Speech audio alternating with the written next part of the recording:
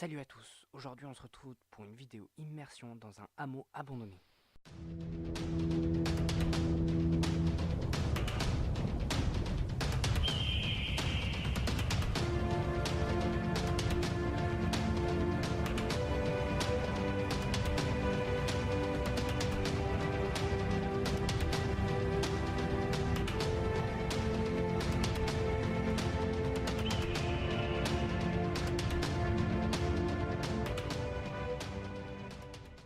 En 1685, après la révocation de l'édit de Nantes par le roi Louis XIV, les protestants français furent contraints de se convertir au catholicisme, afin d'éviter les représailles des dragons du roi.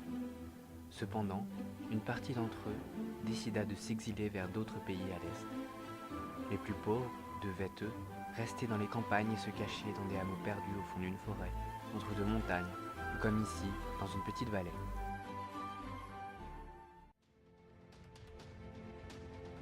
Ce hameau est composé d'environ de 7 maisons. Il est difficile de connaître le nombre exact puisque certaines sont en ligne. Là-bas, nous avons fait la connaissance d'un homme qui vit ici depuis 1 an pour restaurer plusieurs de ces ruines, afin de les rendre habitables, tout en respectant l'architecture traditionnelle du Tarn. Ce hameau se devait d'être indépendant pour que ses habitants n'aient pas besoin de s'éloigner trop loin pour subsister à leurs besoins.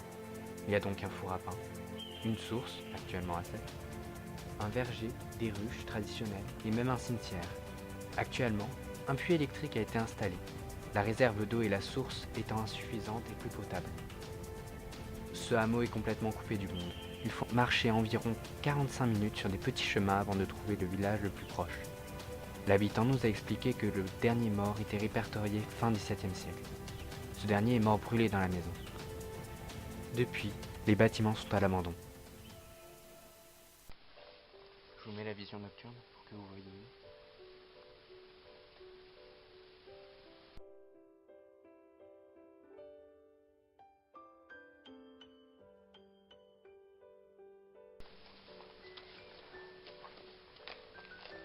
On a une belle maison en pierre abandonnée.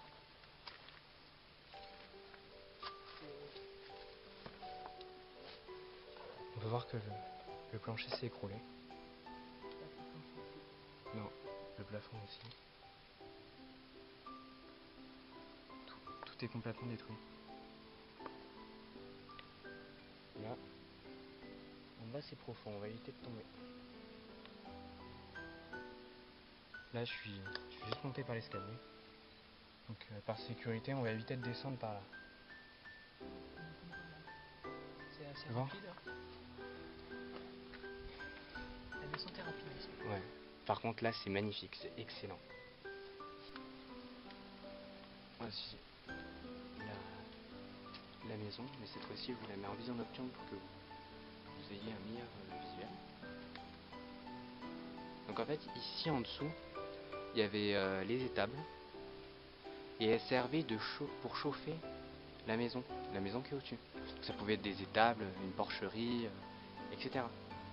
Et elles servaient pour chauffer le plancher de la maison, puisque les animaux dégageaient de la chaleur.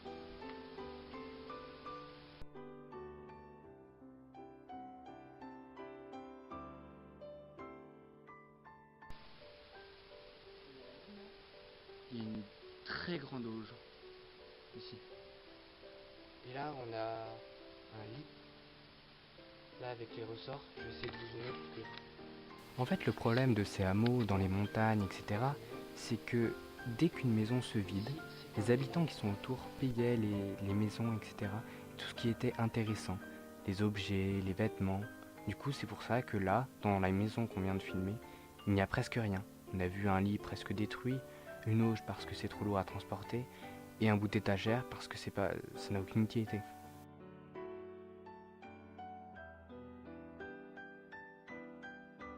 Ce genre d'endroit nous permet de nous rendre compte que des fois la nature est plus forte que nous. Espérons qu'il en restera d'autres dans le futur.